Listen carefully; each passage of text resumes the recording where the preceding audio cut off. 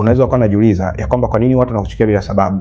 Hujawafanyia kitu kibaya, haujawachokoza wala hujawafanyia mabaya, lakini unashangaa wanakuangalia vibaya, wanakunenea mabaya, na umekuwa ukijiuliza kwamba kwa nini watu hawa wananichukia? Mbona sijawafanyia kitu chochote? Mbona sijawatendea jambo lolote? Au huenda hata hao watu kuna kipindi katika maisha yako uliwafanyia vitu ambavyo ni vyema sana, uliwafanyia mambo mengi ambayo ni mazuri, lakini ghafla wameanza kuchukia bila sababu. Sasa leo nitakwambia ni kitu gani cha kufanya kama unaona watu wanakuinukia bila sababu. Nitakutajia mambo makubwa 5 ambayo unapaswa kufanya kama watu wanakuchukia na kukuinukia bila sababu. Na angalia mpaka mwisho wa video hii, kwa sababu mwishoni mwa video hii nitakuombea wewe ambaye unachukia bila sababu, wewe ambaye unapigwa vita bila sababu, wewe ambaye haujafanyia watu kitu chochote lakini bado wanakupinga na wanakukataa. Sasa ninapokwenda kutajia mambo haya kufanya kama unachukiwa na watu bila sababu, kama bado haujasubscribe channel yetu, unaweza ukasubscribe muda huu ili kipindi ninachokuletea mafundisho mapya uwe wa kwanza kuyapata. Na kama bado haujalike video hii, basi unaweza ukalike pale ulipo. Mungu akubariki sana. Jambo la kwanza la kufanya, muombe Mungu akupe kibali mbele za watu. Kitabu cha Zaburi sura ya 5 na ule mstari wa 12 inasema, kwa maana wewe Bwana utambariki mwenye haki na kumzunguka kwa kibali kama ngao. Unajua muda mwingine tunachukiwa ni kwa sababu hatuna vibali kwenye maisha yetu. Hauna kibali kwenye ndoa na ndio maana huyo mwanaume anakuchukia bila sababu. Hauna kibali kwenye ndoa na ndio maana huyo mwanamke anakuchukia bila sababu. Ama muda mwingine hatuna vibali hata vya kufanya biashara. Na ndio maana hata kwenye eneo la biashara wateja wako wanakusema bila sababu. Wafanya biashara zako wanakusema bila sababu. Wanakuchukia bila sababu. Wanakupinga vita bila sababu. Kwa nini? Ni kwa sababu hauna kibali. Na kibali tabia yake ni kupa upendeleo sehemu ambazo haujastahili kupokea upendeleo. Yaani unaanza kupata priority, unaanza kupata favor sehemu ambazo hutakiwa kupata priority, sehemu ambazo hutakiwa kupata favor. Lakini kinyume cha kukosa kibali ni kukataliwa. Wewe siku leo unahangaika ni kwa sababu unakataliwa. Unapokataliwa, sehemu yote inayokanyaga unajikuta unachukiwa na watu bila sababu. Kitu chochote kile unachoamua kufanya, watu wanakupinga, watu wanakuinukia, watu wanakusema mabaya. Ni kwa nini? Ni kwa sababu umekosa kibali na ndani yako una roho ya kukataliwa. Roho ya kukataliwa huwa iangaliwe na huruma kiasi gani, huwa iangaliwe ni mwema kiasi gani. Roho ya kukataliwa yenyewe kazi yake ni kuharibu mahusiano.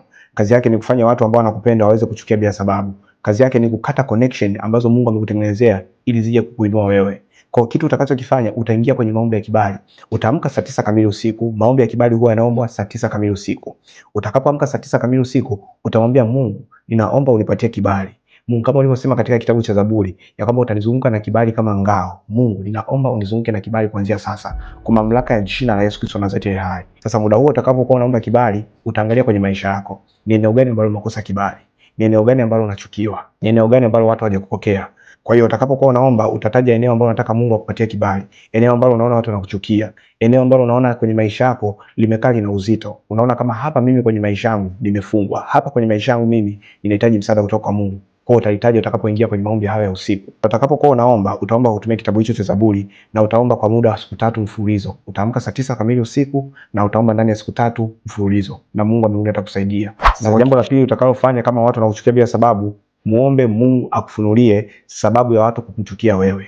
Kuna watu mko mahali hapa mnachukiwa ni kwa sababu ya vitu ambavyo viko ndani yenu. Kuna wengine sio kwamba mnachukiwa kwa sababu na wewe ukataliwa, hapana. Wengine sio kwamba mpendwi, hapana.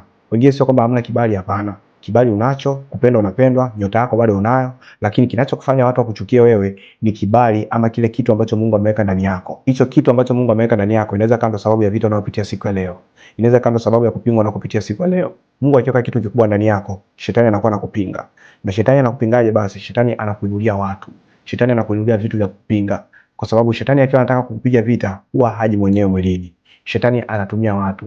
Shetani anaweza kapandikiza chuki ndani ya mume wako. Shetani anaweza kapandikiza chuki ndani ya mama mko wako. Anaweza kapandikiza chuki kwa mawifi zako, kwa mashemeji zako. Kwa nini? Kwa sababu akuchukie, uone kama Mungu hakusikii maombi yako, uone kama Mungu hayuko pamoja na wewe. Hivyo utakapoacha kuomba, kile kitu cha kimungu kitaanza kushambuliwa na utaanguka mara moja. Kumbe muda mwingine kinachokufanya wewe uchukiwe sio wewe. Sio kwamba umekosa kibali, hapana. Muda mwingine kinachofanya tuchukiwe ni vitu ambavyo tumebeba ndani yetu, ni vitu ambavyo Mungu ametubebesha ndani yetu, ni makusudi ambayo Mungu ametubebesha ndani yetu. Na ndio maana unachukiwa siku ya leo. Utakapomwambia Mungu akupe sababu ya kuchukiwa, utakapomwomba Mungu akupe sababu ya kuchukiwa, hii itainua mambo makubwa mawili kwenye maisha yako. Jambo la kwanza, utajua kwamba chanzo cha vita yako ni nini. Jambo la pili, utaacha kuomba maombi yasiyokuwa na sababu. Utaacha kukemea roho ya kukataliwa, ila utaanza kumwambia Mungu, asante hata kwa ajili ya vita hii, lakini Mungu, ninaomba unitie nguvu niweze kupita salama kwenye vita hii. Na ndio maana unaona hata kitabu cha Mwanzo, ndugu zake na Yusufu walikuwa wanamchukia Yusufu kwa sababu ya ndoto zake anazoziota, kwa sababu ya kitu ambacho Mungu ameweka ndani yake. Na ndio maana ndugu zake akamwambia, ina maana wewe utakuja kututawala sisi? Ina maana Yusufu aliingia utumwani ni kwa sababu ya kitu ambacho kiko ndani yake. Yusufu aliingia utumwani, alipeleka utumwani. Yusufu alipitia katika hali ya kukataliwa, ni kwa sababu ya kitu ambacho kilikuwa kiko ndani yake. Sasa ninapokwenda kuonyesha jambo la tatu la kufanya kama watu wanakuchukia bila sababu, kama bado haujasubscribe channel yetu, unaweza ukasubscribe muda huu. Na kama unabarikiwa mpaka hapa tulipofika, basi unaweza kulike pale ulipo. Jambo la tatu utakalofanya, muombe Mungu akulinde dhidi ya hila za adui. Kitabu cha Zaburi sura ile ya 121 na mstari wa 7 inasema, Bwana atakulinda na mabaya yote, Bwana atalinda nafsi yako. Sasa kwa sababu watu wanakuchukia, watu wanaweza kukufanyia mambo mabaya. Wachawi kwa sababu wanakuchukia, ndugu zako kwa sababu wanakuchukia, wanaweza kukufanyia vitu vibaya. Wanaweza kukutilia sumu, wanaweza karibu biashara zako, wanaweza karibu kazi zako, ni kwa sababu tu ile wanakuchukia. Kwa utakachokifanya wewe, utaamka saa 9 usiku kwenye maombi na hichi kifungu cha Zaburi ya 121 na ule mstari wa 7, utamwambia Mungu aweze kukulinda. Utaomba maombi ya ulinzi, utamwambia Mungu, ninaomba unilinde juu ya hawa watu wanaonichukia. Mungu, sijui kwa nini wananichukia. Mungu, ninaomba unilinde. Mungu, naomba ulinde familia yangu. Mungu, naomba ulinde biashara zangu.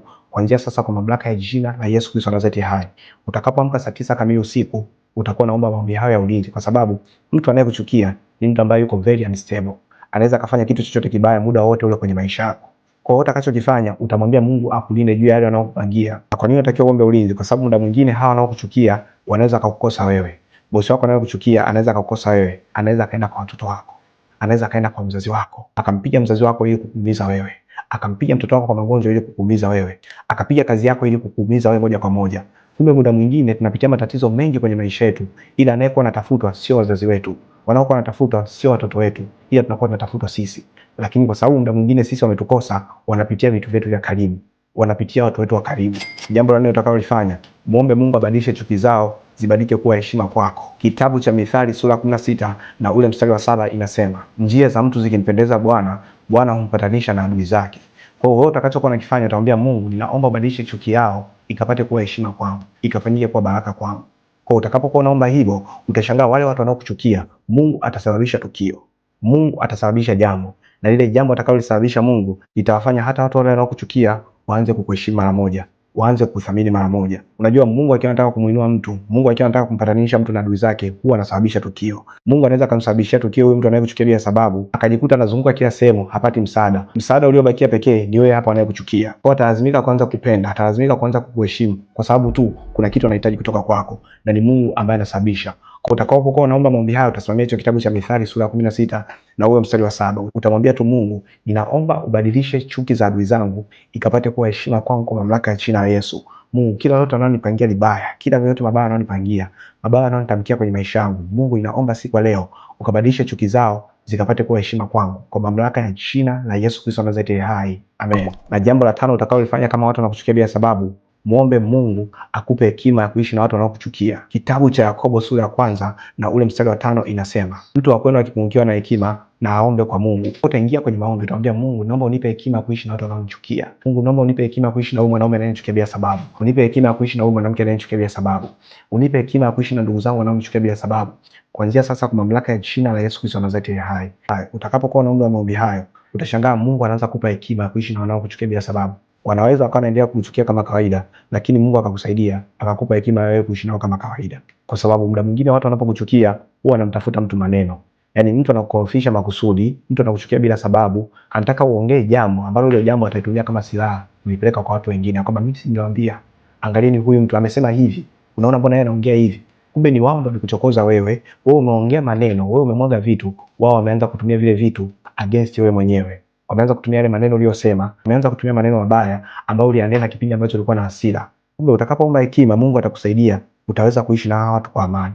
Utaweza kuishi na watu vizuri sana. Wewe mwingine kinachotakiwa, natakiwa mwambie Mungu, nifundishe kunyamaza. Mungu nipe hekima. Mungu nipe nguvu ya kuongea na hawa watu. Mungu nipe hekima kuongea na watu, msije nikajichanganya katika maneno yangu, nikakosea wewe na nikawakosea pia wao zaidi. Muda huu nataka nikuombee wewe ambaye unapitia kuchukiwa bila sababu. Wewe ambaye unakataliwa. Wewe ambao umekosa kibali, naomba uchukue mkono wako na uweke kwenye paji lako la uso, niweze kuombea. Baba, katika jina la Yesu Kristo Nazareti hai, namwombea dada huyo, namwombea kaka huyo, namwombea mama huyo akiwa anatamani kupata kibali kutoka kwako. Baba, ninaomba kuanzia sasa, Mungu wa mbinguni, roho yote ya kukataliwa iliyokaa kwenye maisha yake imwachie kuanzia sasa kwa mamlaka ya jina la Yesu Kristo Nazareti hai. Roho Mtakatifu waguse kuanzia sasa. Roho Mtakatifu achilia kibali ndani yao. Roho Mtakatifu achilia neema ndani yao. kwa mamlaka ya jina la Yesu Kristo aliye hai. Mungu natamka kuanzia sasa Bwana, watakubalika kila sehemu wanayoenda Bwana. Ninaondoa Bwana kule kuchukiwa bila sababu, kule kuchukiwa bila kufanya kitu chochote. Mungu ninakuondoa kuanzia sasa ndani yao kwa mamlaka ya jina la Yesu Kristo aliye hai. Kupitia maombi hayo, utakapofanya mambo hayo matano ambayo nimekwambia siku ya leo, na kuhakikishia ndani ya wiki moja tu utaanza kupendwa na watu walio wanachukia. Kule kuchukiwa ambako ulikuwa unapitia kutaondoka mara moja kwenye maisha yako. Na kama umejifunza kitu kupitia video hii, basi niandike pale kwenye comment section ya kwamba nimejifunza kitu. Na kama umebarikiwa sana na mafundisho haya na unatamani kusupport huduma hii kwa njia ya sadaka, basi unaweza kutoa sadaka yako kupitia namba zetu za simu ambazo zinaonekana hapo kwenye screen yako. Utakapokuwa unafanya hivyo, Mungu akubariki sana na kuongezea pale ulipochota, katika jina la Yesu Kristo Nazareti hai. Amen. Na pia kama una shida binafsi, unatamani uweze kufika kanisani kwetu ili uweze kuabudu pamoja na sisi, ama unatamani uweze kunipigia ili uweze kuongea na mimi moja kwa moja, usitume message yako, piga simu yako. Basi tutachukua namba zetu za simu ambazo zinaonekana upande wako wa kulia wa chini wa screen yako. Na muda huu tumefikia mwisho wa video hii. Kama bado hujasubscribe channel yetu na umebarikiwa sana siku ya leo, basi unaweza ukasubscribe pale ulipo ili kipindi ninachokuletea mafundisho mapya uwe kwanza kuyapata. Na kama bado hujalike video hii, basi unaweza ukalike mahali pale. Mungu akubariki sana. This is Apostle Deusi Sengo. Amen. Shalom. Peace.